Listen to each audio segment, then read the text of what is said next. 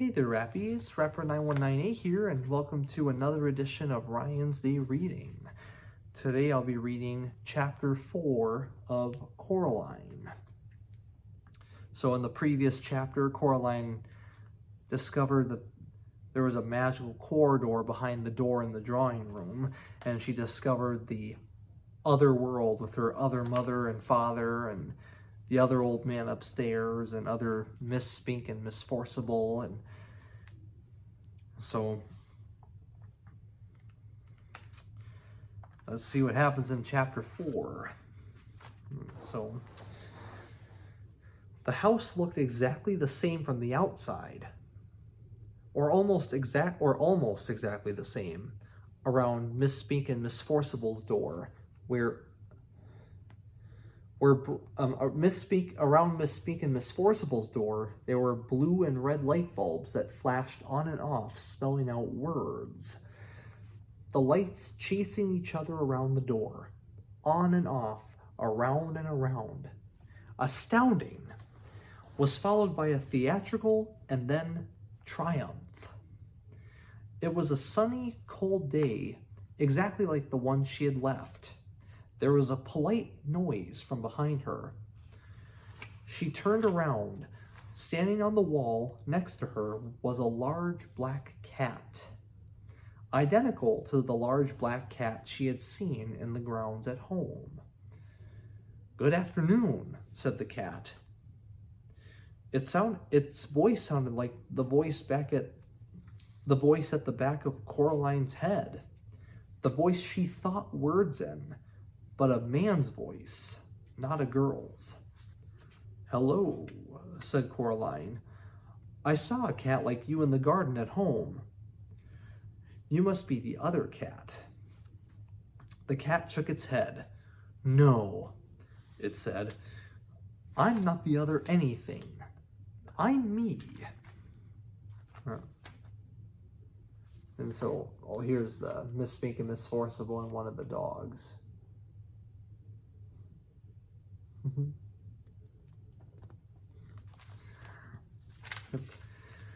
So yeah, "I'm not the other anything. I'm me." It tipped its head to one side. Green eyes glinted. "You people are spread all over the place. Cats, on the other hand, keep ourselves together, if you see what I mean." "I suppose. But if you're the same cat I saw at home, how can you talk?" "Cats don't have shoulders, not like people do." But the cat shrugged. In one smooth movement that started at the tip of its tail and ended in a raised movement of its whiskers. "I can talk. Cats don't talk at home." "No," said the cat. "No," said Coraline. The cat leaped smoothly from the wall to the grass near Coraline's feet. It stared up at her. "Well, you're an expert on these things," said the cat dryly. "After all, what would I know? I'm only a cat." It began to walk away, head and tail held high and proud. "Come back," said Coraline. "Please, I'm sorry. I really am." The cat stopped walking, sat down, and began to wash itself thoughtfully, apparently unaware of Coraline's existence. We could be friends, you know," said Coraline. "We could be rare specimens of an exotic breed of African dancing elephants," said the cat. "But we're not. At least," it added cattily, after darting a brief look at Coraline. "I'm not." Coraline sighed. "Please, what's your name?" Coraline asked the cat. "Look, I'm Coraline, okay?" The cat yawned slowly, carefully, revealing a mouth and tongue of astounding pinkness. "Cats don't have names," it said. "No?" said Coraline. No, said the cat. Now, you people have names. That's because you don't know who you are. We know who we are, so we don't need names. There was something irritatingly self-centered about the cat, Coraline decided, as if it were, in its opinion, the only thing in any world or place that could possibly be of any importance. Half of her wanted to be very rude to it. The other half of her wanted to be polite and deferential. The polite half won. Please, what is this place? The cat glanced around briefly. It's here, said the cat. I can see that. Well, how did you get here? Like you did. I walked, said the cat. Like this. Coraline watched as the cat walked slowly across the lawn. It walked behind a tree, but didn't come out the other side. Coraline went over to the tree and looked behind it. The cat was gone. She walked back toward the house. There was another polite noise from behind her. It was the cat. By the by, it said, it was sensible of you to bring protection. I'd hang on to it if I were you. Protection? That's what I said the cat. And anyway, it paused and stared intently at something that wasn't there. Then it went down into a low crouch and moved slowly forward 2 or 3 steps. It seemed to be stalking an invisible mouse. Abruptly, it turned tail and dashed for the woods. It vanished among the trees. Coraline wondered what the cat had meant. She also wondered whether cats could all talk where she came from and just chose not to, or whether they could only talk when they were here, wherever here was. She walked down the brick steps to Mrs. Spink and Forcible's front door. The blue and red lights flashed on and off. The door was open, just slightly. She knocked on it, but her first knock made the door swing open, and Coraline went in. She was in a dark room that smelled of dust and velvet. The door swung shut behind her, and the room was black. Coraline edged forward into a small anteroom. Her face brushed against something soft. It was cloth. She reached up her hand and pushed at the cloth. It parted. She stood blinking on the other side of the velvet curtains in a poorly lit theater. Far away, at the edge of the room, was a high wooden stage, empty and bare, a dim spotlight shining onto it from high above. There were seats between Coraline and the stage, rows and rows of seats. She heard a shuffling noise, and a light came toward her, swinging from side to side. When it was closer, she saw that the light was coming from a flashlight being carried in the mouth of a large black Scotty dog, its muzzle gray with age. "Hello, hello," said Coraline. The dog put the flashlight down on the floor and looked up at her. "Right, let's see your ticket," he said gruffly. "Ticket? That's what I said, ticket. I haven't got all day, you know. You can't watch the show without a ticket." Coraline sighed. "I don't have a ticket," she admitted. "Another one?" said the dog gloomily. Come in here, bold as anything. Where's your ticket?" "Haven't got one. I don't know." It shook its head and then shrugged. Come on, then. He picked up the flashlight in his mouth and trotted off into the dark. Coraline followed him. When he got near the front of the stage, he stopped and shone the flashlight onto an empty seat. Coraline sat down, and the dog wandered off. As her eyes got used to the darkness, she realized that the other inhabitants of the seats were also dogs. There was a sudden hissing noise from behind the stage. Coraline decided it was the sound of a scratchy old record being put onto a record player. The hissing became the noise of trumpets, and Miss Spink and Miss Forcible came onto the stage. Miss Spink was riding a one-wheeled bicycle and juggling balls. Miss Forcible skipped behind her, holding a basket of flowers. She scattered the flower petals across the stage as she went. They reached the front of the stage, and Miss Spink leaped nimbly off the unicycle, and the two old women bowed low. All the dogs thumped their tails and barked enthusiastically. Coraline clapped politely. Then they unbuttoned their fluffy round coats and opened them. But their coats weren't all that opened. Their faces opened, too, like empty shells, and out of the old, empty, fluffy, round bodies stepped two young women. They were thin and pale and quite pretty and had black button eyes. The new Miss Spink was wearing green tights and high brown boots that went most of the way up her legs. The new Miss Forcible wore a white dress and had flowers in her long yellow hair. Coraline pressed back against her seat.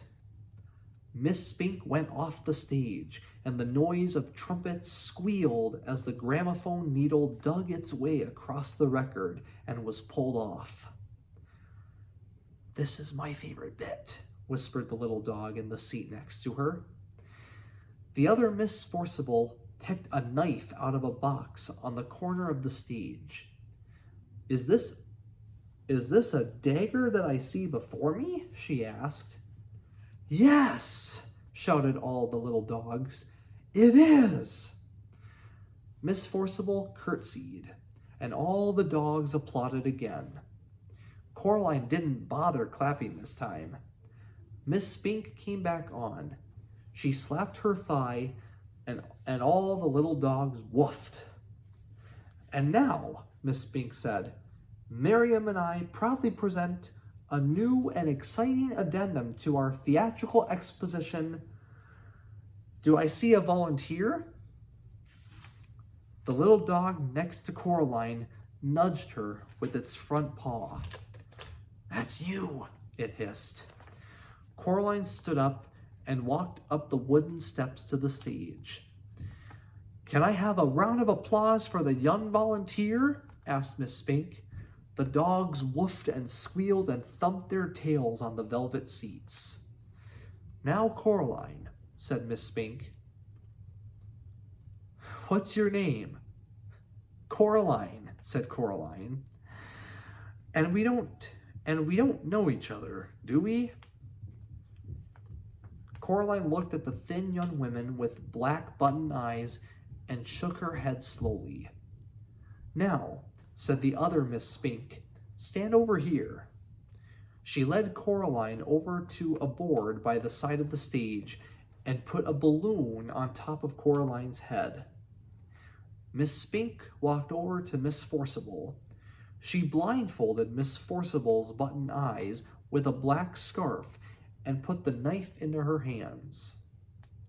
She then turned her around 3 or 4 times and pointed her at Coraline. Coraline held her breath and squeezed her fingers into 2 tight fists. Miss Forcible threw the knife at the balloon. It popped loudly, and the knife stuck into the board just above Coraline's head and twained there. Coraline breathed out. The dogs went wild. Miss Spink gave Coraline a very small box of chocolates and thanked her for being such a good sport. Coraline went back to her seat.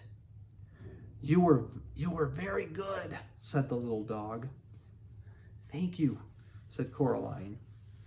Miss Forcible and Miss Spink began juggling with huge wooden clubs. Coraline opened the box of chocolates. The dog looked at them longingly. Would you like one?" she asked the little dog. "Yes, please," whispered the dog. "Not only toffee ones, only not toffee ones. They make me drool." "I thought chocolates weren't very good for dogs," she said, remembering something Miss Forcible had once told her. "Maybe where you came from," whispered the little dog. "Here, it's all we eat." Coraline couldn't see what the chocolates were in the dark. She took an experimental bite of one, which turned out to be coconut. Coraline didn't like coconut. She gave it to the dog. "Thank you," said the dog. "You're welcome," said Coraline. Miss Forcible and Miss Spink were doing some acting. Miss Forcible was sitting on a stepladder, and Miss Spink was standing at the bottom. "What's in a name?" asked Miss Forcible. "That which we can call a rose by any other name would smell as sweet." "Have you got any more chocolates?" said the dog. Coraline gave the dog another chocolate. I know not to tell thee who I am," said Miss Spink to Miss Forcible. This bit finishes soon," whispered the dog. "Then they start folk dancing." How long does this go on for?" asked Coraline. "The theater?" "All the time," said the dog. "Forever and always." "Here?" said Coraline. Here, said Coraline. "Keep the chocolates." "Thank you," said the dog. And Coraline stood up. "See you soon," said the dog. "Bye," said Coraline. She walked out of the theater and back into the garden. She had to blink her eyes at the daylight. Her other parents were waiting for her in the garden, standing side by side. They were smiling. "Did you have a nice time?" asked her other mother. "It was interesting," said Coraline. The three of them walked back up to Coraline's other house together. Coraline's other mother stroked Coraline's hair with her long white fingers. Coraline shook her head. Don't do that, said Coraline. Her other mother took her hand away. "So," said her other father, "do you like it here?" "I suppose," said Coraline. "It's much more interesting than at home." They went inside. "I'm glad you like it," said Coraline's mother, "because we'd like to think that this is your home. You can stay here forever and always, if you want to." Said Coraline. She put her hand in her pockets and thought about it. Her hand touched the stone that the real Mrs. Spink and Forcible had given her the day before, the stone with the hole in it. "If you want to stay," said her other father, "there's only one little thing we'll have to do, so you can stay here forever and always." They went into the kitchen. On a china plate on the kitchen table was a spool of black cotton and a long silver needle, and beside them, 2 large black buttons. I don't think so, said Coraline. Oh, but we want you to, said her other mother. We want you to stay, and it's just a little thing. It won't hurt, said her other father. Coraline knew that when grown-ups told you something wouldn't hurt, it almost always did. She shook her head. Her other mother smiled brightly, and the hair on her head drifted like plants under the sea. We only want what's best for you, she said. She put her hand on Coraline's shoulder, and Coraline backed away. I'm going now, said Coraline. She put her hands in her pockets, her fingers closed around the stone with the hole in it. Her other mother's hand scuttled off Coraline's shoulder like a frightened spider. If that's what you want, she said. Yes, said Coraline. We'll see you soon, though, said her other father. When you come back. Said Coraline. And then we'll all be together as one big happy family, said her other mother, forever and always. Coraline backed away. She turned and hurried into the drawing room and pulled open the door in the corner. There was no brick wall there now, just darkness, a night black, dark, underground darkness that seemed as if things in it might be moving. Coraline hesitated. She turned back. Her other mother and her other father were walking toward her, holding hands. They were looking at her with their black button eyes. Or at least she thought they were looking at her. She couldn't be sure. Her other mother reached out her free hand and beckoned gently with one white finger. Her pale lips mouthed, "Come back soon," although she said nothing out loud. Coraline took a deep breath and stepped into the darkness, where strange voices whispered and distant winds howled. She became certain that there was something in the dark behind her, something very old and very slow. Her heart beat so hard and so loudly, she was scared it would burst out of her chest. She closed her eyes against the dark. Eventually, she bumped into something and opened her eyes. Startled, she had bumped into an armchair in her drawing room. The open doorway behind her was blocked by rough red bricks. She was home.